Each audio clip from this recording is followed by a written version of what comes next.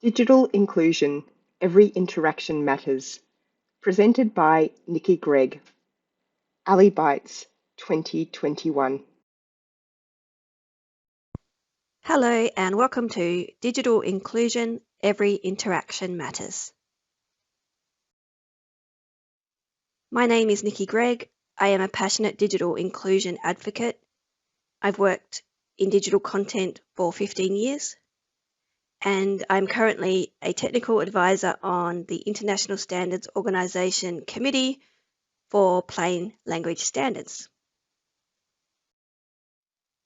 And I'm calling today from Hobart, Tasmania.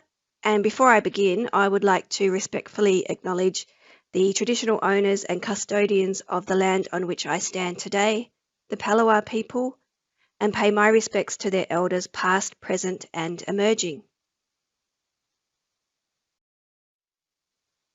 So today I'm going to be talking about the ATO Digital Inclusion Guide and why we developed it. And I'm also going to share learnings from focusing on a culture-driven approach to digital accessibility and inclusion. So it was on this day, Global Accessibility Awareness Day last year in 2020, that we released our Digital Inclusion Guide. And if you'd like to see the guide, you can go to the website ato.gov.au and search for digital inclusion. As the focus today is on culture, I won't cover the guide fully, but I have pulled out a few things to share. So the guide supports our goal to deliver digital services that are meeting the needs of everyone in the community. And it essentially does four things. It explains the diversity of the Australian community, the complexity of how people can connect in a digital world, the importance of accessibility, and the value of inclusion.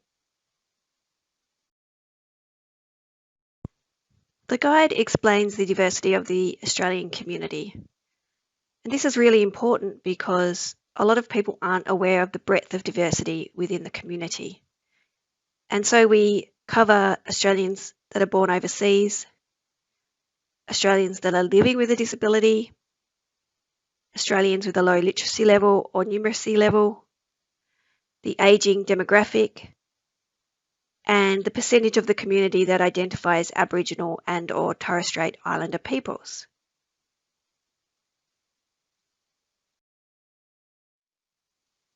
Of course, we also cover accessibility and the requirements that government organisations must meet. But we also talk about the benefits of a HTML first policy.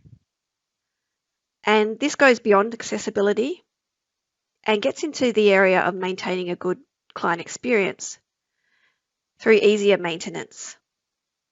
So just as an example, our key digital channel, ato.gov.au, has over 10,000 pages of content. So in terms of being able to maintain and update content quickly and easily, HTML is really our friend. We also cover literacy. And many people are now more aware of the low levels of literacy in Australia in terms of reading and writing, and also the low levels of numeracy. But we also need to focus on digital literacy. The levels of digital literacy differ between people, and simple, consistent design helps ensure users can focus on the task at hand, particularly those with low levels of digital literacy. And it's interesting because many websites, such as retail, would like people to stay on their site as long as possible and perhaps spend money, whereas we know tax isn't fun and people have better things to do. So our goal is for people to get in, get what they need, and get out, but with a feeling of certainty. So why did we create the guide?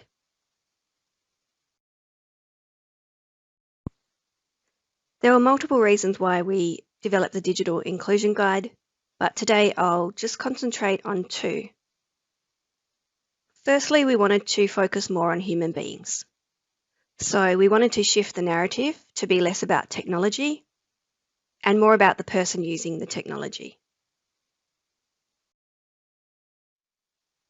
And we also wanted to share the word that inclusion is everyone's responsibility. It's not just the techos or the digital team, but it's everyone in the organisation. Because the reality is that there's a lot more people in the organisation that can impact and influence accessibility. And both of these things are strongly connected to our cultural approach to accessibility and inclusion. So now let's talk about culture.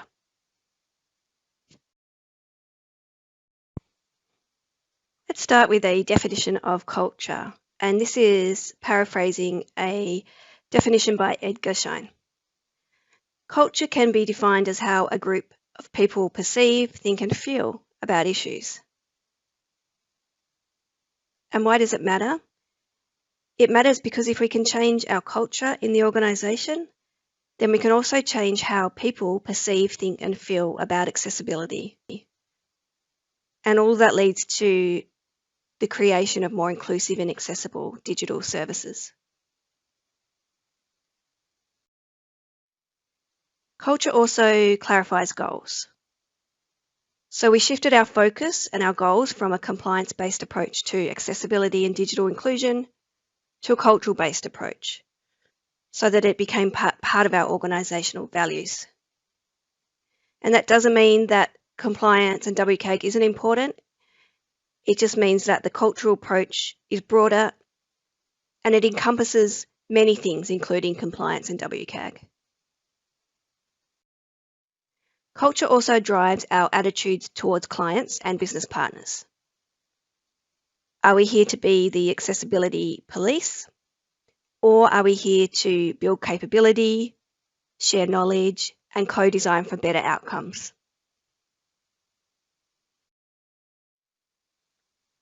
The great thing about culture is that it can be shared, and the benefits are increased teamwork, broader perspectives, and just more people that are able to contribute to the cause.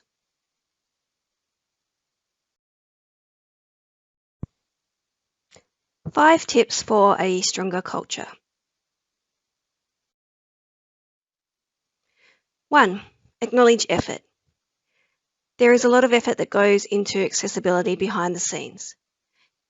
And I'm sharing a poster that I had on my desk about 3 years ago when I was doing a PDF remediation project. And by the way, remediation is a polite way of saying getting rid of them.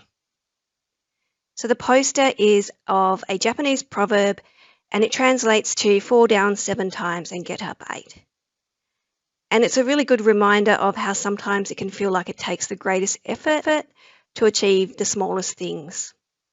So it's really important to recognise the effort of your people. Celebrate the small steps. I have an image of a jar on the screen that contains pebbles, sand and rocks. And this is an analogy that the work of all different sizes is important. So whether it's something large, something medium or something small that you're working on, it's all helping to achieve the end goal. So small things matter and it is okay to celebrate them. Creating a safe space is also really important. How could we change people's thinking or bust myths if people don't feel comfortable talking to us? So it's really important to make sure that people can come to you in the organisation and ask questions without fear because it's a safe space. Humanise the client. So I've noticed that in this line of work, we are very good at humanising the end user, but sometimes not as good about humanising the person that we're trying to influence. It can be really frustrating to work with people that are not supporting accessibility or not understanding, but assuming positive intent and applying persistence will get you there in the end with most people.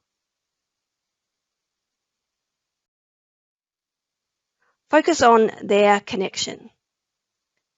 So we probably all have a wide range of excellent reasons for accessibility and digital inclusion, ranging from ethical to legal to business sense, practical, community expectations. But it can be really effective to focus on the person that you're trying to influence and their connection with accessibility and digital inclusion.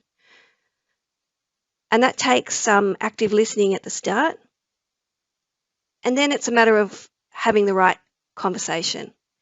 So it's not going to be very effective to talk to somebody about business sense and audience reach when all that they're interested in is the law.